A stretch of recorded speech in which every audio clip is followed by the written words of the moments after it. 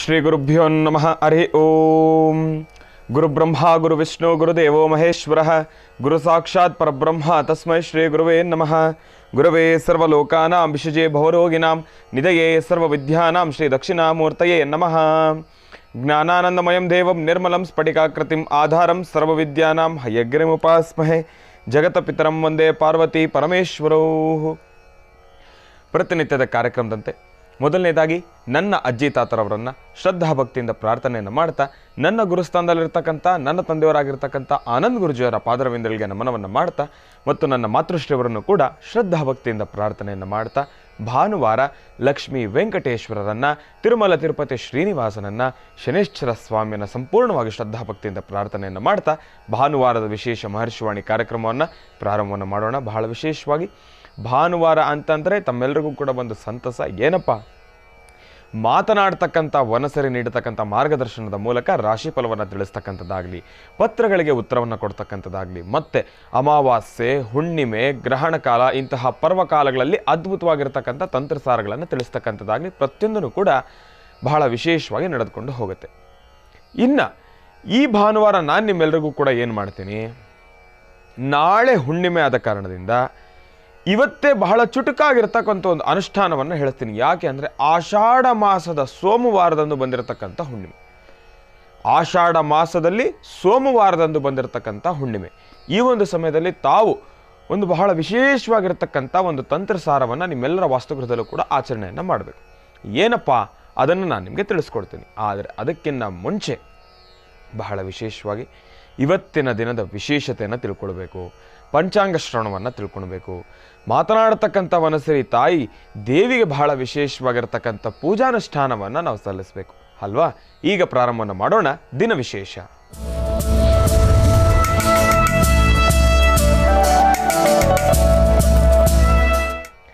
ದಿನ ವಿಶೇಷವನ್ನು ಪ್ರಾರಂಭವನ್ನು ಮಾಡ್ತಾ ಇರ್ತಕ್ಕಂಥ ಈ ಒಂದು ಸುಸಂದರ್ಭ ಪ್ರಾರಂಭದ ಹಂತದಲ್ಲಿ ಮೊದಲನೇದಾಗಿ ಮಾತನಾಡ್ತಕ್ಕಂಥ ವನಸರಿಗೆ ಬಹಳ ವಿಶೇಷವಾಗಿರ್ತಕ್ಕಂಥ ಪೂಜಾನುಷ್ಠಾನವನ್ನು ಸಲ್ಲಿಸೋಣ. ಸಲ್ಲಿಸಿದ್ದಾದ ಮೇಲೆ ಮುಂದಿನ ಮಾತುಕತೆ, ತರ್ಕವೆಲ್ಲವನ್ನು ಕೂಡ ಮುಂದುವರಿಸ್ತಾ ಹೋಗೋಣ. ಮೊದಲನೇದಾಗಿ ಭಗವಂತನಿಗೆ ಬಹಳ ವಿಶೇಷವಾಗಿರ್ತಕ್ಕಂಥ ಪೂಜಾನುಷ್ಠಾನ. ಓಂ ಮಹಾದೇವ್ಯೈ ಚ ವಿದ್ಮಹೇ ವಿಷ್ಣುಪತ್ನೇ ಚ ಧೀಮಹಿ ತನ್ನೋ ಲಕ್ಷ್ಮೀ ಪ್ರಚೋದಯಾತು. ಸರ್ವಮಂಗಳ ಮಾಂಗಲ್ಯೆ ಶಿವೆ ಸರ್ವಾರ್ಥ ಸಾಧಿಕೆ ಶರಣ್ಯೇ ತ್ರ್ಯಂಬಕೆ ಗೌರಿ ನಾರಾಯಣಿ ನಮೋಸ್ತುತೇ. ಓಂ ನಮಃ ಶಿವಾಯ. ಓಂ ಮಹಾಲಕ್ಷ್ಮೀ ನಮಃ. ಓಂ ಮಹಾದೇವ್ಯೈ ನಮಃ. ಓಂ ಮಹಾಲಕ್ಷ್ಮೀ ನಮಃ. ಓಂ ಮಹಾದೇವ್ಯೈ ನಮಃ. ಓಂ ಮಹಾಲಕ್ಷ್ಮೀ ನಮಃ. ಓಂ ಮಹಾದೇವ್ಯೈ ನಮಃ. ಓಂ ಮಹಾಲಕ್ಷ್ಮೀ ನಮಃ. ಓಂ ಮಹಾದೇವ್ಯೈ ನಮಃ. ಓಂ ಸರ್ವಸ್ವರೂಪಿ ಸರ್ವೇಶಿ ಸರ್ವಶಕ್ತಿ ಸಮನ್ವಿತೆ ಭಯಭ್ರಸ್ತ್ರಾಹಿನೋ ದೇವಿ ದುರ್ಗಾ ದೇವಿ ನಮೋಸ್ತುತೇ. ಓಂ ದುಂ ದುರ್ಗಾಯೈ ನಮಃ. ದಶಾಂಗಂ ಗಗನಂ ಧೂಪಂ ಸುಗಂಧಂ ಚ ಸುಮನೋಹರಂ ಕಪಿಲಾಗ್ರ ಸಂಯುಕ್ತಂ ಧೂಪೋಯಂ ಪ್ರತಿಗೃಹ್ಯತಾಂ. ದಿವ್ಯಧೂಪಮಾಘ್ರಾಪಯಾಮಿ ಧೂಪಂ ದರ್ಶಯಾಮಿ. ಓಂ ಮಹಾಲಕ್ಷ್ಮೀ ನಮಃ. ಓಂ ಮಹಾಲಕ್ಷ್ಮೀ ನಮಃ. ಹಿರಣ್ಯಪಾತ್ರಂ ವದೋಃ ಪೂರ್ಣಂ ದಧಾತಿ ಮಧುವ್ಯೋಸಾನೇತಿ ಏಕದಾ ಬ್ರಹ್ಮಣ ಉಪಹರತಿ ಏಕದೈವ ಯಜಮಾನ ಆಯಸ್ತೇಜೋ ದಧಾತಿ. ದೇವರಿಗೆ ಬಹಳ ವಿಶೇಷವಾಗಿರ್ತಕ್ಕಂಥ ಧೂಪ ಮಂಗಳಾರತಿಯ ಮುಖಾಂತರ ಶ್ರದ್ಧಾ ಭಕ್ತಿಯಿಂದ ಅಚಲ ಪ್ರಾರ್ಥನೆಯನ್ನು ಮಾಡ್ತಾ ಸಂಪೂರ್ಣವಾಗಿ ಭಗವಂತನಲ್ಲಿ ಲೀನವಾಗಿ ಮಾತನಾಡತಕ್ಕಂಥ ವನಸರಲ್ಲಿ ಸಂಪೂರ್ಣವಾಗಿ ಮಗ್ನರಾಗಿ ಅದಕ್ಕೆ ನಾವು ಎಷ್ಟು ಗೌರವವನ್ನು ಸಲ್ಲಿಸಬೇಕೋ ಅಷ್ಟರ ಮಟ್ಟಿಗಿರ್ತಕ್ಕಂಥ ಗೌರವವನ್ನು ಸಂಪೂರ್ಣವಾಗಿ ಸಮರ್ಪಣೆಯನ್ನು ಮಾಡಿ ತಾಯಿ ಶಾರದಾದೇವಿಯನ್ನು ಸಂಪೂರ್ಣವಾಗಿ ಶ್ರದ್ಧಾಭಕ್ತಿಯಿಂದ ಪ್ರಾರ್ಥನೆಯನ್ನು ಮಾಡ್ತಾ ಈ ಒಂದು ಕಾಯಕವನ್ನು ಪ್ರಾರಂಭ ಮಾಡಬೇಕು. ಏನೊಂದು ಕೆಲಸ ಮಾಡಬೇಕಾದ್ರೂ ಕೂಡ ಒಬ್ಬ ಮನುಷ್ಯ ಹೀಗಲ್ಲ ಹೀಗೆ, ಒಬ್ಬ ಮನುಷ್ಯ ಈಗ ನಾನು ಮಾತಾಡಬೇಕಾದ್ರೂ ಕೂಡ ನನ್ನ ಕೈಯಿನ ಚಲನವಲನಗಳಾಗಲಿ, ಇಲ್ಲ ನನ್ನ ವಾಕ್ಚಾತುರ್ಯ ಆಗಲಿ, ನನ್ನ ನೋಟ ಆಗಲಿ, ನನ್ನ ಗಮನ ಆಗಲಿ, ನನ್ನ ಶ್ರದ್ಧೆ ಭಕ್ತಿ, ನನ್ನ ಭಾವೈಕ್ಯತೆ ಪ್ರತಿಯೊಂದೂ ಕೂಡ ತಾಯಿ ಶಾರದಾದೇವಿ ನಮಗೆ ಕೊಟ್ಟಿರ್ತಕ್ಕಂಥ ಒಂದು ಅನುಗ್ರಹ, ಒಂದು ವರ, ಆಕೆಯ ಲೀಲೆ ಅಂತಲೇ ಹೇಳ್ಬೋದು. ತಾಯಿಯ ಲೀಲೆ ಇಲ್ಲ ಅಂದರೆ ನಾವು ಯಾರು ಕೂಡ ಏನನ್ನು ಕೂಡ ಮಾಡಲಿಕ್ಕಾಗೋದಿಲ್ಲ. ತಾಯಿ ಏನು ಇಚ್ಛೆ ಪಡ್ತಾಳೋ, ತಾಯಿ ಇನ್ನು ಮುಂದೆ ಈ ತಾಯಿ ಹೇಗೆ ನಡೆಸ್ತಾಳೋ, ನಾವೆಲ್ಲರೂ ಕೂಡ ಒಂದು ಆಟದ ಗೊಂಬೆಗಳ ಹಾಗೆ. ದೇವಿ ಯಾವ ರೀತಿ ನಮ್ಮನ್ನು ಆಟ ಆಡಿಸ್ತಾಳೋ ನಾವು ಆ ರೀತಿ ಆಟ ಆಡಬೇಕಾಗತ್ತೆ. ಆ ಒಂದು ಸಮಯದಲ್ಲಿ ಮೊದಲನೇದಾಗಿ ನಮ್ಮ ಈ ಒಂದು ಕಾಯಕ, ನಾನೀಗ ಏನು ಮಾತನಾಡ್ತಕ್ಕಂಥ ವನಸೆರೆಯನ್ನು ತಮ್ಮೆಲ್ಲರ ಮುಂದೆ ನಾನು ಪ್ರಸರಿಸ್ತಾ ಇಡ್ತಾ ಇದ್ದೇನೆ, ತಮ್ಮೆಲ್ಲರಿಗೂ ತೋರಿಸ್ತಾ ಇದ್ದೇನೆ. ಇದು ಒಂದು ಜ್ಞಾನದ ಶಕ್ತಿ. ಆ ಒಂದು ಜ್ಞಾನದ ಶಕ್ತಿಯನ್ನು ನಮಗೆ ದಯಪಾಲಿಸಿರ್ತಕ್ಕಂಥ ತಾಯಿ ಶಾರದೆಯನ್ನು ಮೊದಲನೇದಾಗಿ ಶ್ರದ್ಧಾಭಕ್ತಿಯಿಂದ ಪ್ರಾರ್ಥನೆಯನ್ನು ಮಾಡಬೇಕು. ನಮಸ್ತೆ ಶಾರದಾ ದೇವಿ ಕಾಶ್ಮೀರ ಪುರವಾಸಿನಿ ತ್ವಾಮಹಂ ಪ್ರಾರ್ಥಯೇ ನಿತ್ಯಂ ವಿದ್ಯಾ ಬುದ್ಧಿಂ ಚ ದೇಹಿ ಮೇ. ಮೊದಲನೇದಾಗಿ ಪಂಚಾಂಗ ಶ್ರವಣವನ್ನು ಮಾಡಿಬಿಡೋಣ. ಯಾಕೆಂದರೆ ದಿನವಿಶೇಷತೆಯನ್ನು ಪ್ರಾರಂಭ ಮಾಡಿಬಿಟ್ಟಿದ್ದೇನೆ, ಪಂಚಾಂಗ ಶ್ರವಣವನ್ನು ತಿಳಿಸ್ತೀನಿ ಅಂತ ಹೇಳಿದ್ದೇನೆ. ಇನ್ಯಾಕೆ ತಡ? ಮೊದಲನೇದಾಗಿ ಪಂಚಾಂಗ ಶ್ರವಣವನ್ನು ತಿಳಿಸಿದ್ದಾದ ನಂತರ ಈಗ ನಾನು ತಿಳಿಸ್ತಾ ಇರತಕ್ಕಂಥ ಈ ಒಂದು ವಿಚಾರ ಪ್ರತಿಯೊಬ್ಬರೂ ಕೂಡ ಕೇಳಲೇಬೇಕು, ಪ್ರತಿಯೊಬ್ಬರೂ ಕೂಡ ಅರ್ಥಕೊಳ್ಳೇಬೇಕು. ಪ್ರತಿಯೊಬ್ಬರ ಮನೆಯಲ್ಲೂ ಕೂಡ ಯಾವ ಬದಲಾವಣೆ ಇಷ್ಟು ದಿವಸದಲ್ಲಿ ಆಗಿದೆ ಇನ್ನು ಮುಂದಕ್ಕೆ ಅದಾಗಬಾರ್ದು. ಆ ಬದಲಾವಣೆಗಳನ್ನು ಯಥಾಸ್ಥಿತಿ ಯಥಾಸ್ಥಾನ ತಾವು ತೆಗೆದುಕೊಂಡು ಬರಲೇಬೇಕು. ಏನು ಗುರುಗಳೇ ಆ ಬದಲಾವಣೆ ಅಂತ ಇದ್ದೀರಿ, ಅಜ್ಜಿ ಅಂತ ಹೇಳ್ತಾ ಇದ್ದೀರಿ, ವಿಚಾರ ನೋಡಿದ್ರೆ ಪ್ರಾರಂಭದ ಹಂತದಲ್ಲಿ ಕನ್ನಡ ಅಂತಂದ್ರೆ, ಅದಾದಮೇಲೆ ಶಾಲಾ ಕಾಲೇಜು ಅಂತಂದ್ರೆ, ಮಕ್ಕಳ ಕುರಿತಾಗಿ ಹೇಳ್ತಾ ಇದ್ದೀರಿ. ಹೌದು, ಇದೆಲ್ಲದಕ್ಕೂ ಕೂಡ ಒಂದು ಸಂಬಂಧ ಇದೆ. ಆ ಅಜ್ಜಿಯ ಸಂಬಂಧ ಏನು ಅನ್ನೋದನ್ನು ನಾನು ತಿಳ್ಕೊಳ್ಳೋದಕ್ಕಿಂತ ಮುಂಚೆ ಪಂಚಾಂಗ ಶ್ರವಣವನ್ನು ಮುಗಿಸ್ಬಿಡ್ತೇನೆ. ಈಗ ಪ್ರಾರಂಭನ ಮಾಡಬೇಕು ಪಂಚಾಂಗ ಶ್ರವಣವನ್ನು. ಅದಕ್ಕೋಸ್ಕರ ಮೊದಲನೇದಾಗಿ ಪಂಚಾಂಗ ಶ್ರವಣವನ್ನು ಮಾಡ್ತಾ ಇದ್ದೇನೆ. ಓಂ ನಮಃ ಸೂರ್ಯಾಯ ಚಂದ್ರಾಯ ಮಂಗಳಾಯ ಬುಧಾಯ ಚ ಗುರು ಶುಕ್ರ ಶನಿಭ್ಯಶ್ಚ ರಾಹವೇ ಕೇತವೇ ನಮಃ. ಓಂ ನಮಃ ಶಿವಾಯ, ಓಂ ನಮಃ ಶಿವಾಯ, ಓಂ ನಮಃ ಶಿವಾಯ. ಶ್ರೀ ಶೋಭಕೃತನಾಮ ಸಂವತ್ಸರೆ ಉತ್ತರಾಯಣೆ ಗ್ರೀಷ್ಮ ಋತು ಆಷಾಢ ಮಾಸೆ ಶುಕ್ಲ ಪಕ್ಷೆ, ಬಹಳ ವಿಶೇಷವಾಗಿ 2/7/2023 ಭಾನುವಾರ ಚತುರ್ದಶಿ, ಬಹಳ ವಿಶೇಷವಾಗಿ ಜ್ಯೇಷ್ಠ ನಕ್ಷತ್ರ. ಇವತ್ತಿನ ದಿವಸ ಜ್ಯೇಷ್ಠ ನಕ್ಷತ್ರ ಬಂದಿರತಕ್ಕಂಥದ್ದಿದೆ. ಜ್ಯೇಷ್ಠ ನಕ್ಷತ್ರದಲ್ಲಿ ಇವತ್ತಿನ ದಿವಸ ಯಾರೆಲ್ಲ ಜನಿಸಿದ್ದೀರೋ ತಮ್ಮೆಲ್ಲರಿಗೂ ಕೂಡ ಹುಟ್ಟುಹಬ್ಬದ ಶುಭಾಶಯಗಳನ್ನು ತಿಳಿಸ್ತಾ ಇದ್ದೇನೆ. ಇವತ್ತಿನ ದಿವಸ ಜ್ಯೇಷ್ಠ ನಕ್ಷತ್ರದಲ್ಲಿ ಇವತ್ತಿನ ದಿವಸ ಜನಿಸಿರತಕ್ಕಂಥವ್ರು ತಮ್ಮೆಲ್ಲರಿಗೂ ಕೂಡ ಹುಟ್ಟುಹಬ್ಬದ ಶುಭಾಶಯಗಳು. ಮಹರ್ಷಿವಾಣಿ ಕಾರ್ಯಕ್ರಮ ವಸುದೈವ ಕುಟುಂಬಕಂ ನಮ್ಮ ಜೀ ಕನ್ನಡದ ವತಿಯಿಂದ ತಮ್ಮೆಲ್ಲರಿಗೂ ಕೂಡ ಪ್ರೀತಿಪೂರ್ವಕವಾಗಿರ್ತಕ್ಕಂಥ ಒಂದು ಶುಭಾಶಯವನ್ನು ನಾನು ನಿಮಗೆ ತಿಳಿಸ್ತಾ ಇದ್ದೇನೆ. ಪಂಚಾಂಗ ಶ್ರವಣ ಮಾಡಿದ್ದಾಯಿತು, ತಿಥಿವಾರ ನಕ್ಷತ್ರವನ್ನು ತಿಳ್ಕೊಂಡಿದ್ದಾಯಿತು, ಅಜ್ಜಿಯ ಕುರಿತಾಗಿ ಮಾತನಾಡ್ತಾ ಇದ್ದೆ. ಹೌದು, ಒಂದು ನಿಜಕ್ಕೂ ಬಹಳ ಬೇಜಾರಾಗ್ತಾ ಇರ್ತಕ್ಕಂಥದ್ದು ಏನಪ್ಪ ಅಂದರೆ, ಇವತ್ತಿನ ದಿವಸ ಈ ಮಕ್ಕಳ ವಿದ್ಯಾಭ್ಯಾಸ ಒಂದು ಕಡೆ, ಮಕ್ಕಳ ಈಗಿನ ಕಾಲದ ಹಾವಭಾವ ಮತ್ತೊಂದು ಕಡೆ, ಈಗಿನ ಕಾಲದ ಬೆಳವಣಿಗೆ ಮತ್ತೊಂದು ಕಡೆ, ಮತ್ತು ಪೋಷಕರಾಗಿ ನಾವು ಅವರನ್ನು ಬೆಳೆಸ್ತಾ ಇರತಕ್ಕಂಥ ರೀತಿ ಅದು ಮತ್ತೊಂದು ಕಡೆ. ಗುರುಗಳೇ, ನಮಗೇನು ತಿಳಿಸ್ಲಿಕ್ಕೆ ಬರ್ತಾ ಇದ್ದೀರಿ? ಈಗ ನಾನು ನಿಜವಾದ ವಿಚಾರಕ್ಕೆ ಬರ್ತೀನಿ. ಸಣ್ಣ ವಯಸ್ಸಿನಲ್ಲಿರ್ತಕ್ಕಂಥ ಮಕ್ಕಳನ್ನು ಅಜ್ಜಿ ತಾತನ ಹತ್ರ ಬಿಡ್ತಾ ಇಲ್ಲ. ಇವತ್ತಿನ ದಿವಸ ಸಾಕಷ್ಟು ಜನ ಮೊನ್ನೆ ನಡೆದಿರತಕ್ಕಂಥ 11 ದಿನಗಳ ಅನುಷ್ಠಾನ ಲಕ್ಷ್ಮೀ ಭುವರಹ ಸ್ವಾಮಿ, ನಿನ್ನೆ ಶನಿವಾರ ಬಹಳ ವಿಶೇಷವಾಗಿ ಮಹರ್ಷಿವಾಣಿ ಕಾರ್ಯಕ್ರಮದಲ್ಲಿ ಸಾಕಷ್ಟು ಜನ ವೀಕ್ಷಣೆಯನ್ನು ಮಾಡಿದ್ರಿ. ನಾನು ಕೂಡ ಆ ಕಾರ್ಯಕ್ರಮವನ್ನು ನೋಡಿದೆ.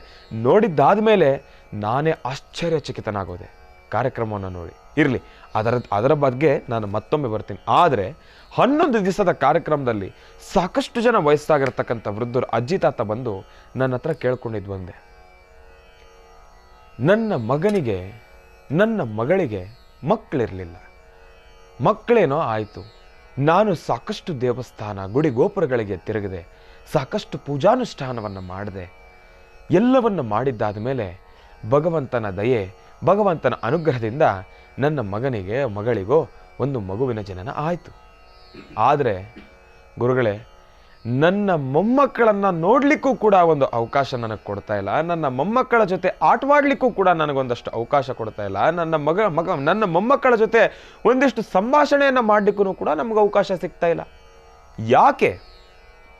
ಏನಕ್ಕಮ್ಮ? ಏನು ಕಾರಣ?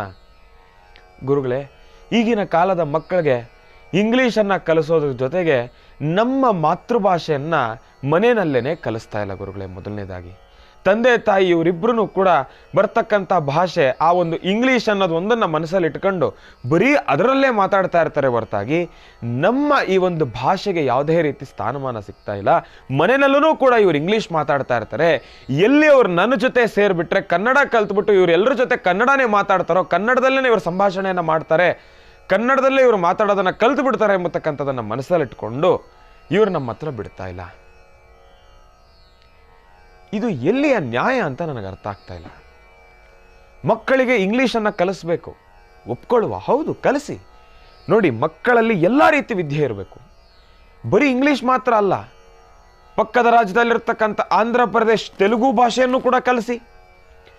ಮತ್ತು ಈ ಕಡೆ ಕೆಳಭಾಗದಲ್ಲಿರ್ತಕ್ಕಂಥ ತಮಿಳುನಾಡು ಆ ಒಂದು ತಮಿಳು ಭಾಷೆಯನ್ನು ಕೂಡ ಕಲಿಸಿ, ಕೇರಳ ಭಾಷೆಯನ್ನು ಕೂಡ ಕಲಿಸಿ, ಮರಾಠಿ ಕಲಿಸಿ, ಹಿಂದಿ ಕಲಿಸಿ, ಗುಜರಾತ್ ಕಲಿಸಿ, ಭಾರತದಲ್ಲ ದೇಶದಲ್ಲಿರ್ತಕ್ಕಂಥ ಅಷ್ಟೂ ಭಾಷೆಗಳನ್ನು ಕೂಡ ಕಲಿಸಿ. ಯಾಕೆಂದರೆ ಪ್ರತಿಯೊಂದು ಕೂಡ ಉಪಯೋಗಕರನೇ. ನಾಳೆ ದಿವಸ ಆ ಒಂದು ಸಾನ್ನಿಧ್ಯಕ್ಕೆ ಹೋದಾಗ, ಆ ಒಂದು ಜಾಗಕ್ಕೆ ಹೋದಾಗ ಅವ್ರಿಗೊಂದು ಉಪಯೋಗ ಆಗುತ್ತೆ.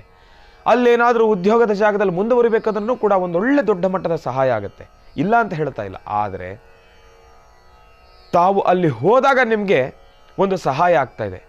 ಆದರೆ ತಾವು ಹುಟ್ಟಿರ್ತಕ್ಕಂಥದ್ದು ಈ ಜಾಗದಲ್ಲಿ, ಬೆಳೆದಿರ್ತಕ್ಕಂಥದ್ದು ಈ ಜಾಗದಲ್ಲಿ, ಇಲ್ಲಿನ ಅನ್ನ ತಿಂತಾ ಇದ್ದೇವೆ, ಇಲ್ಲಿನ ನೀರನ್ನು ಕುಡಿತಾ ಇದ್ದೇವೆ, ಇಲ್ಲಿನ ಮಣ್ಣನ್ನು ಉಪಯೋಗಿಸ್ಕೊಳ್ತಾ ಇದ್ದೇವೆ, ಇಲ್ಲಿನ ಜಾಗವನ್ನು ಉಪಯೋಗಿಸ್ಕೊಳ್ತಾ ಇದ್ದೇವೆ, ಇಲ್ಲಿನ ವಾತಾವರಣವನ್ನು ಉಪಯೋಗಿಸ್ಕೊಳ್ತಾ ಇದ್ದೇವೆ.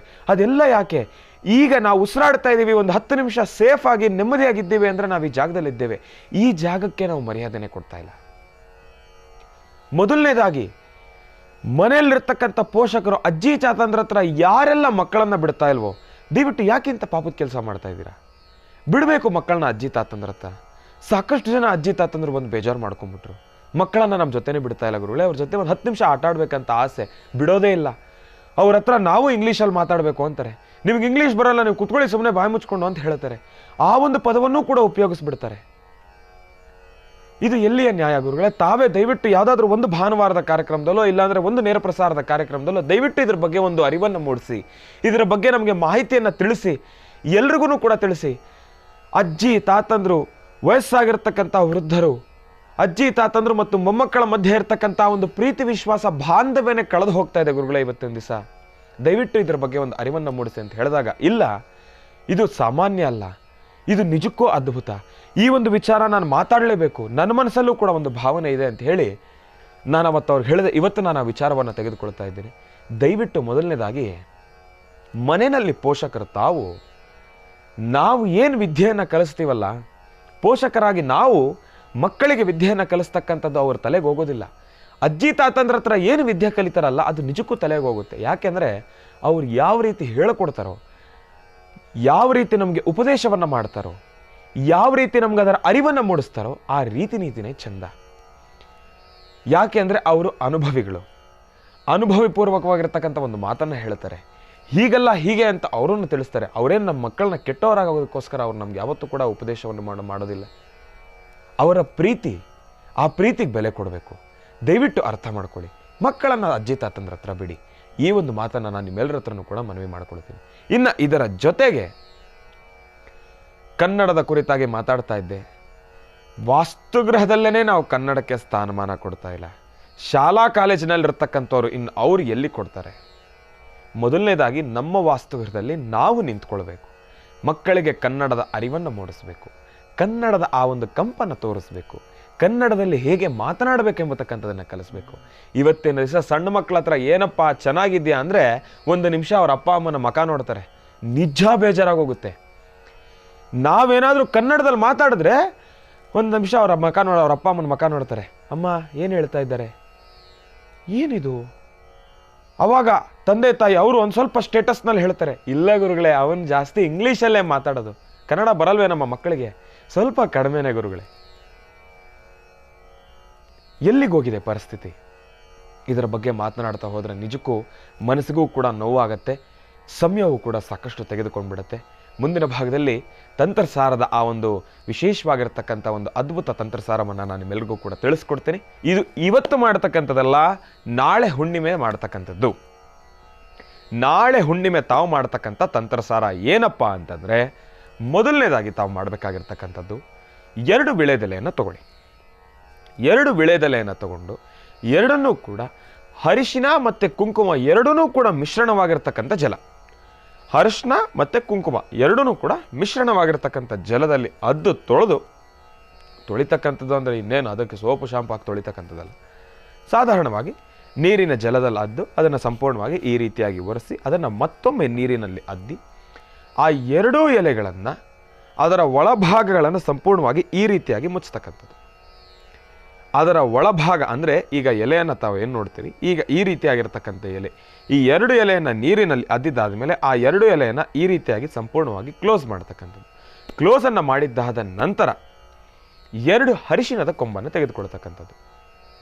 2 ಅರಿಶಿಣದ ಕೊಂಬನ್ನು ತೆಗೆದುಕೊಂಡು ಆ 2 ಅರಿಶಿಣದ ಕೊಂಬನ್ನು ಆ ಒಂದು ಎಲೆಯ ಮೇಲೆಗಡೆ ಇಟ್ಕೊಂಡು ಆ 2 ಅರಿಶಿಣದ ಕೊಂಬಿನ ಮಧ್ಯಭಾಗದಲ್ಲಿ ಒಂದು ಚೂರು ಅರಿಶಿನ, ಒಂದು ಚೂರು ಕುಂಕುಮ, ಒಂದು ಚೂರು ಅರಿಶಿನ, ಒಂದು ಚೂರು ಕುಂಕುಮ ಅದರೊಳಗಡೆ ಹಾಕ್ತಕ್ಕಂಥದ್ದು. ಅದಾದ ಮೇಲೆ 2 ಲವಂಗ, 2 ಏಲಕ್ಕಿ, 2 ಲವಂಗ, 2 ಏಲಕ್ಕಿಯನ್ನು ಆ ಒಂದು ಅರಿಶಿಣದ ಆ 2 ಅರಿಶಿಣದ ಕೊಂಬಿನ ಮಧ್ಯಭಾಗದಲ್ಲಿಟ್ಟು ಆ ಎಲೆಯನ್ನು ಸುರುಳಿ ಸುತ್ತಬೇಕು.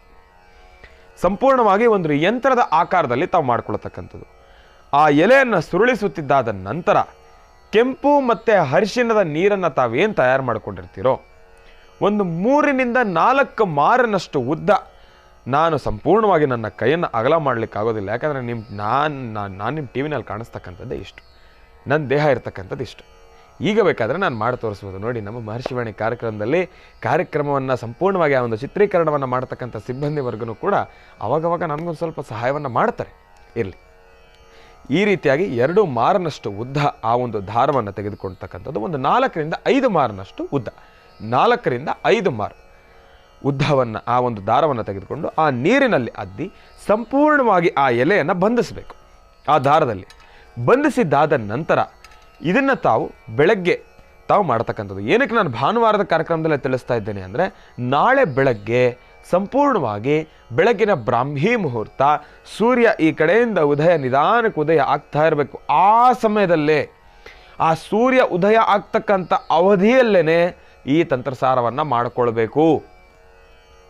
ಈಗ ಹೇಳ್ತಾ ಇದ್ದೇನೆ, ಇದೆಲ್ಲವೂ ಕೂಡ ಆದಮೇಲೆ ಸಂಪೂರ್ಣವಾಗಿ ಬಂಧನವನ್ನು ಆದಮೇಲೆ ಸೂರ್ಯದ ಮೊದಲನೇ ಕಿರಣ, ಹೇಗೆ ಸೂರ್ಯ ಉದಯ ಆಗ್ತಾ ಅದರ ಮೊದಲ ಕಿರಣಗಳು ಬೀಳುತ್ತೋ ಆ ಮೊದಲನೇ ಕಿರಣ ಈ ಒಂದು ಯಂತ್ರದ ಮೇಲೆ ಬೀಳಬೇಕು. ಆ ಒಂದು ಮೊದಲನೇ ಕಿರಣ, ಆ ಒಂದು ತೇಜಸ್ಸಿನ ಕಿರಣ ಈ ಒಂದು ಯಂತ್ರದ ಮೇಲೆ ಬೀಳಬೇಕು. ಆಗ ತಾವು ನಿಮ್ಮ ಕೈಯಲ್ಲಿ ಈ ರೀತಿಯಾಗಿ ಇಟ್ಕೊಂಡು ಉತ್ತರಾಭಿಮುಖವಾಗಿ ನಿಂತು ಬಹಳ ವಿಶೇಷವಾಗಿ ಭಗವಂತನನ್ನು, ಭಗವತಿಯನ್ನು ಪ್ರಾರ್ಥನೆಯನ್ನು ಮಾಡಬೇಕು. ಶ್ರೀಂ ಎಂಬತಕ್ಕಂಥ ಬೀಜಾಕ್ಷರಿ ಮಂತ್ರವನ್ನು 48 ಸಾರಿ ಪಠನೆ ಮಾಡಬೇಕು. ಶ್ರೀಂ ಎಂಬತಕ್ಕಂಥ ಬೀಜಾಕ್ಷರಿ ಮಂತ್ರವನ್ನು 48 ಸಾರಿ ಪಠನೆ ಮಾಡಬೇಕು. ಅದಾದ ಮೇಲೆ ಈ ಒಂದು ಯಂತ್ರವನ್ನು ತಾವು ಎಲ್ಲಾದರೂ ಭೂಮಿಯ ವಿಚಾರವಾಗೋ ಇಲ್ಲ ಅಂದರೆ ಏನಾದರೂ ಒಂದು ವಿಚಾರವಾಗಿ ತಾವು ಮುಂದೆ ಹೊರಿಬೇಕು ಅಂದ್ರೂ ಕೂಡ ಆ ಒಂದು ಯಂತ್ರವನ್ನು ನಿಮ್ಮ ಜೊತೆಲಿ ಇಟ್ಕೊಳ್ತಕ್ಕಂಥದ್ದು ಬಹಳ ಉತ್ತಮ. ಒಂದು ವೇಳೆ ತಾವು ಅದನ್ನು ತೆಗೆದುಕೊಂಡು ಹೋಗ್ಲಿಕ್ಕಾಗಲಿಲ್ಲ ಅಂದರೆ ವಾಸ್ತುಗೃಹದಲ್ಲಿ ದೇವರ ಮುಂದೆ ಇಟ್ಟು ಅದಕ್ಕೆ ಧೂಪ ದೀಪ ನೈವೇದ್ಯ ಮಾಡಿ. ಧೂಪ ದೀಪ ನೈವೇದ್ಯ, ಆ ಧೂಪ ದೀಪ ನೈವೇದ್ಯದಲ್ಲಿ ನೈವೇದ್ಯವನ್ನು ತಾವೇನು ಕೊಡ್ತೀರಾ? ನೀವಿನ್ನೇನೋ ಭಕ್ಷ್ಯ ಭೋಜನಗಳನ್ನು ಕೊಡ್ತಕ್ಕಂಥದ್ದು ಬೇಡ. ಬಾಳೆಹಣ್ಣು ಜೇನುತುಪ್ಪ ಇವಿಷ್ಟನ್ನು ನೈವೇದ್ಯಕ್ಕೆ ಕೊಡ್ತಕ್ಕಂಥದ್ದು. ಬಹಳ ವಿಶೇಷವಾಗಿ ಭಗವಂತನಿಗೆ, ದೇವಿಗೆ, ಮಹಾಲಕ್ಷ್ಮಿಗೆ ಇವಿಷ್ಟನ್ನು ನೈವೇದ್ಯ ಕೊಟ್ಟು ಆ ಯಂತ್ರವನ್ನು ಅಲ್ಲೇ ಇಟ್ಟು ಪ್ರಾರ್ಥನೆಯನ್ನು ಮಾಡಿ ತಾವು ಮನೆಯಿಂದ ಆಚೆ ಕಾಲಿಟ್ಟಿದ್ದೇ ಆದರೆ ನಾಳೆ ಹುಣ್ಣಿಮೆ ತಾವು ಅಂದುಕೊಂಡಿರ್ತಕ್ಕಂಥ ಎಲ್ಲ ಕೆಲಸವೂ ಕೂಡ ಕಾರ್ಯಸಿದ್ಧಿ ಆಗುತ್ತೆ. ಇದು ನಿಸ್ಸಂದೇಹವಾಗಿ, ಯಾವುದೇ ರೀತಿ ಸಂದೇಹವೂ ಬೇಡ, ಸಂಶಯವೂ ಬೇಡ, ನಿಸ್ಸಂದೇಹವಾಗಿ ತಾವು ಅಂದುಕೊಂಡಿರ್ತಕ್ಕಂಥ ಕೆಲಸ ಕಾರ್ಯಸಿದ್ಧಿ ಆಗುತ್ತೆ. ಅದಕ್ಕೋಸ್ಕರ ತಾವು ಬೆಳಗ್ಗೆನೇ ಬೇಗ ಎದ್ದು ಆ ಕೆಲಸವನ್ನು ಮಾಡ್ಕೊಳ್ಬೇಕು. ಯಾಕೆಂದರೆ ನಾಳೆ ವಾರದ ಮೊದಲನೇ ದಿನ ಸೋಮವಾರ. ಯಾಕೆಂದರೆ ಎಲ್ಲರೂ ಕೂಡ ಕೆಲಸಕ್ಕೆ ಹೋಗೋ ಕಾತುರದಲ್ಲಿರ್ತೀರಿ. ಅದಕ್ಕೋಸ್ಕರ ನಾನು ಇವತ್ತೇ ತಿಳಿಸ್ತಾ ಇದ್ದೇನೆ, ಈಗಲೇ ತಿಳಿಸ್ತಾ ಇದ್ದೇನೆ ನಾಳಿನ ತಂತ್ರಸಾರ. ಚಿಕ್ಕದಾಗಿರ್ತಕ್ಕಂಥದ್ದು, ಚುಟುಕಾಗಿರ್ತಕ್ಕಂಥ ತಂತ್ರಸಾರ, ಬಟ್ ಇದರ ಶಕ್ತಿ ಅಪಾರ ಅಂದರೆ ಅಪಾರ, ಶ್ಲಾಘನೀಯ. ಅಷ್ಟು ಶಕ್ತಿ ಇದನ್ನು ತಾವೇ ಸ್ವತಃ ಅನುಭವಿಸ್ಬೋದು. ಅಷ್ಟು ಶಕ್ತಿಯುತವಾಗಿರ್ತಕ್ಕಂಥ ಒಂದು ತಂತ್ರಸಾರ ತಾವೆಲ್ಲರೂ ಕೂಡ ತಪ್ಪದೇ ನಿಮ್ಮ ವಾಸ್ತುಗೃಹದಲ್ಲಿ ಆಚರಣೆಯನ್ನು ಮಾಡಿ ಅಂತ ಹೇಳ್ತಾ, ಇನ್ನು ಬಹಳ ವಿಶೇಷವಾಗಿ ನಿನ್ನೆಯ ಲಕ್ಷ್ಮೀ ಭೂವರಹ ಸ್ವಾಮಿಯ ಕಾರ್ಯಕ್ರಮ ಇದು ನಿಜಕ್ಕೂ ಅದ್ಭುತ ಅಂತಲೇ ಹೇಳ್ಬೋದು. 11 ದಿವಸಗಳ ಕಾರ್ಯಕ್ರಮದನ್ನು ನಿನ್ನೆ ಆ 1.5 ಗಂಟೆ ಶನಿವಾರದ ಕಾರ್ಯಕ್ರಮದಲ್ಲಿ ತಾವೇನು ನೋಡಿದ್ದೀರಿ, ಆ ಒಂದು ಶ್ರಮ, 11 ದಿವಸ ಪ್ರತಿನಿತ್ಯವೂ ಕೂಡ ಬಹಳ ವಿಶೇಷವಾಗಿ ಏನಿಲ್ಲ ಅಂದರೆ ಸರಿಸುಮಾರು ಒಂದು 20,000-30,000 ಜನ ಒಂದು ದಿವಸಕ್ಕೆ ಆ 11 ದಿವಸಗಳ ಪ್ರಯಾಣದಲ್ಲಿ ಪ್ರತಿ ದಿವಸ ಏನಿಲ್ಲ ಅಂದರೂ ಅಡುಗೆ ಮನೆಯಲ್ಲಿ 1.5 ಟನ್ ಅಕ್ಕಿ ಬೇಯ್ತಾ ಇದ್ದಿದ್ದು, 1,500 kg. ಆದರೆ ಒಂದು ಖುಷಿ ಏನಪ್ಪ ಅಂದರೆ, ತಾವೆಲ್ಲರೂ ಕೂಡ ಕೇಳ್ಬೋದು, ಗುರುಗಳೇ ಅಷ್ಟು ಪ್ರಸಾದವನ್ನು ಮಾಡ್ತಾ ಇದ್ರಲ್ಲ, ವೇಸ್ಟೇ ಆಗ್ತಾ ಇರಲಿಲ್ವಾ? ಇದೇ ಆಶ್ಚರ್ಯ, ವೇಸ್ಟೇ ಆಗ್ತಾ ಇರಲಿಲ್ಲ. ರಾತ್ರಿ ಅದು ಯಾವ ಅಳತೆಯಲ್ಲಿ ಭಟ್ರು ಮಾಡ್ತಿದ್ರೋ, ಇಲ್ಲ ಆ ಒಂದು ಅಳತೆ ಅವತ್ತಿನ ದಿವಸದ ಪ್ರಸಾದ ಏನಿರುತ್ತೆ ಅದು ಸಂಪೂರ್ಣ ಆಗಲಿಕ್ಕೆ ಭಗವಂತ ಇಷ್ಟೇ ಪ್ರಮಾಣದಲ್ಲಿ ಭಕ್ತರನ್ನು ಕರೆಸ್ಕೊಂತಿದ್ನೋ, ಅದು ಏನು ಶಕ್ತಿನೋ ನನಗೆ ಅರ್ಥವಾಗ್ತಾ ಇರಲಿಲ್ಲ. ಆದರೆ ಸಂಜೆ ಆಗ್ತಾ ಇದ್ದಂಗೆ ಎಷ್ಟು ಪ್ರಮಾಣದಲ್ಲಿ ಆ ಒಂದು ಪ್ರಸಾದವನ್ನು ಮಾಡಿಟ್ಟಿದ್ವೋ, ಇನ್ನೇನು ಕಡೆ ಪಂಕ್ತಿಗೆ ಬರೋ ಅಷ್ಟರಲ್ಲಿ ಎಲ್ಲವೂ ಕೂಡ ಸರಿಸಮಾಪ್ತಿ ಆಗೋಗ್ತಾ ಇತ್ತು. ಮತ್ತೆ ಬೆಳಗ್ಗೆ ಎದ್ದರೆ ಅದೇ ಇನ್ನು ಫ್ರೆಶ್ ಆಗಿ. ನಂಗೆ 11 ದಿವಸವೂ ಕೂಡ ಬರ್ತಕ್ಕಂಥ ಭಕ್ತಾದಿಗಳು ಎಲ್ಲರೂ ಕೂಡ ಹಿಂದಿನ ದಿವಸದ ಅನ್ನಪ್ರಸಾದವನ್ನು ನಾವು ಕೊಟ್ಟೇ ಇಲ್ಲ. ಎಲ್ಲ ಪ್ರತಿ ದಿವಸವೂ ಕೂಡ ಫ್ರೆಶ್. ಅದೇ ರೀತಿ ರುಚಿನೂ ಕೂಡ ಹಾಗೆ ಇತ್ತು. ಇದರ ಬಗ್ಗೆ ಒಮ್ಮೆ ತಾವು ಪರೀಕ್ಷೆ ಮಾಡಬೇಕು ಅಂತಂದ್ರೂ ಕೂಡ ನಿಮ್ಮ ಮನೆಯ ಸುತ್ತಮುತ್ತ ಯಾರಾದರೂ ಭುವರಾಹ ಸ್ವಾಮಿ ದರ್ಶನಕ್ಕೆ ಬಂದಿದ್ರೂ ಕೂಡ ತಾವರನ್ನ ಕೇಳ್ಬೋದು, ಹೇಗಿತ್ತು ಪ್ರಸಾದದ ವ್ಯವಸ್ಥೆ ಅಂತ ಹೇಳಿ. ನಾನಂತೂ ಸಂತೋಷ ಆದ, ಯಾಕೆಂದರೆ ಪ್ರತಿನಿತ್ಯ ನಾನು ಕೂಡ ಅದೇ ಪ್ರಸಾದ ಸ್ವೀಕಾರ ಮಾಡ್ತಿದ್ದೆ. ಈಗ ರಾಶಿಫಲವನ್ನು ಪ್ರಾರಂಭ ಮಾಡಬೇಕು. ತಾವೆಲ್ಲರೂ ಕೂಡ ಕಾತುರದಿಂದ ಕಾಯ್ತಾ ಇದ್ದೀರಿ. ಮಾತನಾಡ್ತಕ್ಕಂಥ ಮನಸ್ಸಿರಿಯ ಮುಖಾಂತರ, ಅದು ನೀಡ್ತಕ್ಕಂಥ ಮಾರ್ಗದರ್ಶನ ಮುಖಾಂತರ ತಿಳಿಸ್ತಾ ಇರತಕ್ಕಂಥ ರಾಶಿಫಲ ಇದು ಸಾಕಷ್ಟು ಹೆಸರನ್ನು ಕೂಡ ಮಾಡಿದೆ, ಸಾಕಷ್ಟು ಚರ್ಚೆಗಳು ನಡೀತಾ ಇವೆ. ಈಗಾಗಲೇ ಇದರ ಬಗ್ಗೆ ಸಾಕಷ್ಟು ತರ್ಕಗಳು ಕೂಡ ನಡೆದೋಗಿದೆ. ಯಾಕೆಂದರೆ ಬರ್ತಾ ಇರ್ತಕ್ಕಂಥವ್ರೆಲ್ಲರೂ ಕೂಡ ಅದು ಹೇಗೆ ಸಾಧ್ಯ, ಅದು ಹೇಗೆ, ಹೀಗೆ ಹೇಳ್ತಿರಲ್ಲ, ಅದು ಹೀಗೆ ಆಗುತ್ತಲ್ಲ, ಅದು ಹೇಗೆ? ಹೌದು, ಅದು ಎಲ್ಲವೂ ಕೂಡ ಹಾಗೆ ಹೀಗೆ ಹೇಗೆ ಹೆಂಗೆ ಎಂಬತಕ್ಕಂಥ ಎಲ್ಲ ವಿಚಾರಗಳನ್ನು ಕೂಡ ಅದು ಸಂಪೂರ್ಣವಾಗಿ ಅಡಗಿರತಕ್ಕಂಥದ್ದೇ ಮಾತನಾಡತಕ್ಕಂಥ ಮನಸ್ಸಿನಲ್ಲಿ. ನನ್ನ ಶಕ್ತಿ ಇದರಲ್ಲಿ ಏನೂ ಇಲ್ಲ, ಶಕ್ತಿ ಎಲ್ಲವೂ ಕೂಡ ಅದೇ. ಅದು ಏನನ್ನು ನುಡಿಸುತ್ತೋ ನಾನು ಅದನ್ನು ಮಾತ್ರ ನುಡಿತಕ್ಕಂಥವನು. ಇನ್ಯಾಕೆ ತಡ, ಈಗ ಪ್ರಾರಂಭವನ್ನು ಮಾಡೋಣ. ರಾಶಿಫಲ. ರಾಶಿಗಳಲ್ಲಿ ಮೊದಲನೇ ರಾಶಿ ಮೇಷರಾಶಿ. ಮೇಷರಾಶಿ ಮೇಷಲಗ್ನ. ಮೇಷಲಗ್ನದಲ್ಲಿರ್ತಕ್ಕಂಥವ್ರಿಗೆ ಮಾತನಾಡ್ತಕ್ಕಂಥ ಮನಸ್ಸಿರಿ ಯಾವ ಉತ್ತರವನ್ನು ಕೊಡುತ್ತೆ ಎಂಬತಕ್ಕಂಥದ್ದನ್ನು ನಾನು ನಿಮಗೆ ತಿಳಿಸ್ಕೊಡ್ತೀನಿ.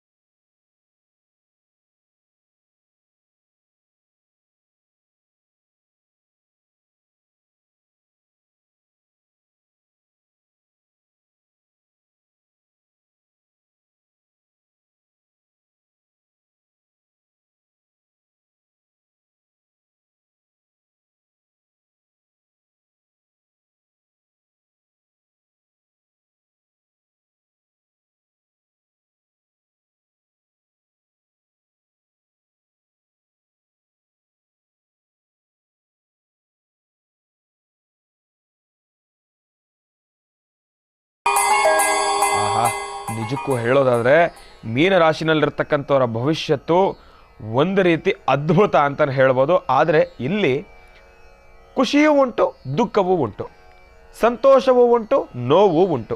ಏನಪ್ಪ ಸಂತೋಷ, ಎಡಭಾಗದಲ್ಲಿ ಅದರ ಚಲನವಲನಗಳಿದ್ರೂ ಕೂಡ, ಆದರೆ ತಲೆ ಎತ್ತಿ ಪ್ರಾರಂಭದ ಹಂತದಲ್ಲಿ ನಿಂತಿರ್ತಕ್ಕಂಥದ್ದಿದೆ. ಇವತ್ತಿನ ದಿವಸ ಮೀನರಾಶಿನಲ್ಲಿರ್ತಕ್ಕಂಥವ್ರು ಹೇಗೆ ಇದು ತಲೆ ಎತ್ತಿ ನಿಂತು ನಿಮಗೆ ಒಂದು ಶುಭ ಸಂದೇಶವನ್ನು, ಶುಭ ಸೂಚನೆ, ಶುಭ ಸಂಕೇತವನ್ನು ತೋರಿಸಿದೆಯೋ ಅದೇ ರೀತಿ ಅದರ ಸಂಪೂರ್ಣವಾಗಿರ್ತಕ್ಕಂಥ ಲಾಭವನ್ನು ನಾವು ತಗೊಳ್ಬೇಕು. ಇವತ್ತಿನ ದಿವಸ ಬಿಡ್ತಕ್ಕಂಥದ್ದು ಬೇಡ. ಇವತ್ತಿನ ದಿವಸ ನಾವು ಪೂರ್ತಿ ಚಾಲೆಂಜಿಂಗಾಗಿ ಕೆಲಸ ಮಾಡಬೇಕು. ಏನಪ್ಪ, ಎಂಥ ಸಮಯ ಬರಲಿ, ಎಂಥದ್ದೇ ಬರಲಿ, ಯಾರೇ ಬರಲಿ, ಎಂತಹ ವ್ಯಕ್ತಿನೇ ಬರಲಿ, ನಾನು ಮುಂದೆ ನಿಂತ್ಕೊಳ್ತೀನಿ, ಇರ್ತಕ್ಕಂಥ ಕೆಲಸವನ್ನು ಕಾರ್ಯಸಿದ್ಧಿ ಮಾಡ್ಕೊಳ್ತೀನಿ ಎಂಬತಕ್ಕಂಥ ಛಲ ನಿಮ್ಮಲ್ಲಿ ವಿಜಯವಾಗಿ ಅಚಲವಾಗಿ ನಿಮ್ಮಲ್ಲಿ ಆ ಛಲ ನಿಂತ್ಕೊಳ್ಬೇಕು. ಅದಕ್ಕೋಸ್ಕರ ನೀವು ಇವತ್ತಿನ ದಿವಸ ಆದಷ್ಟು ಪ್ರಾರಂಭದ ಹಂತಿನಲ್ಲೇ ಉತ್ತರ ದಿಕ್ಕಿನಲ್ಲಿ ಪ್ರಯಾಣವನ್ನು ಮಾಡತಕ್ಕಂಥದ್ದು ಬೇಡ. ನಿಮ್ಮ ಪ್ರಯಾಣ ಪ್ರಾರಂಭದ ಹಂತದಲ್ಲಿ ಉತ್ತರ ದಿಕ್ಕಿನ ಕಡೆ ಗಾಡಿಯನ್ನು ತಿರುಗಿಸ್ತಕ್ಕಂಥದ್ದು ಬೇಡ. ಯಾವ ಕಾರಣಕ್ಕೂ ಕೂಡ ಉತ್ತರ ದಿಕ್ಕಿಗೆ ಗಾಡಿ ತಿರುಗಿಸ್ಬೇಡಿ. ಇಲ್ಲಾಂದರೆ ನಿಮ್ಮ ಕೆಲಸದ ಕಾರ್ಯಕ್ರಮಕ್ಕೋಸ್ಕರ ತಾವು ಒಂದು ಹೆಜ್ಜೆಯನ್ನು ಹಾಕೋದಾದ್ರೂ ಕೂಡ ಭಗವಂತನನ್ನು ಪ್ರಾರ್ಥನೆ ಮಾಡಿಕೊಂಡು ಉತ್ತರ ದಿಕ್ಕಿನ ಕಡೆ ಮುಂದೆ ಹೋಗ್ತಕ್ಕಂಥದ್ದು ಬೇಡ. ಆದಷ್ಟು ಆ ಒಂದು ದಿಕ್ಕನ್ನು ಬಿಟ್ಟು ಬೇರೆ ದಿಕ್ಕಿನಲ್ಲಿ ಪ್ರಯಾಣವನ್ನು ಮಾಡ್ತಕ್ಕಂಥದ್ದು ಬಹಳ ಉತ್ತಮ. ಒಂದು ವೇಳೆ ನೀವು ಅಂದ್ಕೊಂಡಿರ್ತಕ್ಕಂಥ ಕೆಲಸ, ನಿಮ್ಮ ಕೆಲಸದ ಆ ಒಂದು ತಾವು ಯಾವ ಕಡೆ ಹೋಗಬೇಕು ಆ ಒಂದು ಸ್ಥಳ ಉತ್ತರ ದಿಕ್ಕಿನಲ್ಲಿದೆ, ಅದನ್ನು ಕೂಡ ಬೇರೆ ದಿಕ್ಕಿನ ಕಡೆ ಪ್ರಾರಂಭವನ್ನು ಮಾಡಿ ಉತ್ತರ ದಿಕ್ಕಿನ ಕಡೆ ತಾವು ಅಂದರೆ ತಿರುಗಿಸ್ಕೊಳ್ತಕ್ಕಂಥದ್ದು ಗಾಡಿನ ಬಹಳ ಉತ್ತಮ. ಅದರ ಜೊತೆ ಮೀನರಾಶಿನಲ್ಲಿರ್ತಕ್ಕಂಥವ್ರಿಗೆ ಮಧ್ಯಾಹ್ನ 2 ಗಂಟೆ ಆಗ್ತಾ ಇದ್ದಂಗೆ ಸ್ವಲ್ಪ ಜೋಪಾನ, ಅಷ್ಟು ಸಮಂಜಸಕರವಾಗಿರ್ತಕ್ಕಂಥದ್ದಲ್ಲ. ಇದನ್ನು ಮನಸ್ಸಿನಲ್ಲಿ ಇಟ್ಕೊಳ್ಳಿ. ತಾವು ಕಾಲಭೈರವೇಶ್ವರನ ಸಂಪೂರ್ಣವಾಗಿ ಶ್ರದ್ಧಾಭಕ್ತಿಯಿಂದ ಪ್ರಾರ್ಥನೆಯನ್ನು ಮಾಡಿ, ಕಪ್ಪು ಶ್ವಾನಕ್ಕೆ ಏನಾದರೂ ತಿಂಡಿ ತಿನಿಸನ್ನು ಹಾಕಿ ಪ್ರಾರ್ಥನೆಯನ್ನು ಮಾಡಿ, ಬಹಳ ವಿಶೇಷವಾಗಿ 12 ರಾಶಿಗಳಲ್ಲಿರ್ತಕ್ಕಂಥ ಫಲಾಫಲಗಳನ್ನು ತಿಳ್ಕೊಂಡ್ವಿ. ತಮ್ಮೆಲ್ಲರಿಗೂ ಕೂಡ ಭಗವಂತನ ಸಂಪೂರ್ಣ ಕೃಪಾಶೀರ್ವಾದ ಇರಲಿ. ಇನ್ನು ಮುಂದೆ ಬರತಕ್ಕಂಥ ಭಾನುವಾರದ ಕಾರ್ಯಕ್ರಮದಲ್ಲೂ ಕೂಡ ಇನ್ನಷ್ಟು ಹೆಚ್ಚಿನಷ್ಟು ಮಾಹಿತಿಗಳ ಜೊತೆ, ರಾಶಿಫಲದ ಜೊತೆ ಮಾತನಾಡತಕ್ಕಂಥ ವನಸಿರಿಯ ಜೊತೆ ನಾನು ನಿಮ್ಮ ಮುಂದೆ ಬರ್ತೇನೆ. ಒಳ್ಳೆಯದಾಗಲಿ, ಶುಭವಾಗಲಿ. ನಾನು ನಿಮ್ಮ ಶ್ರೀನಿವಾಸ್ ಶರ್ಮಾ.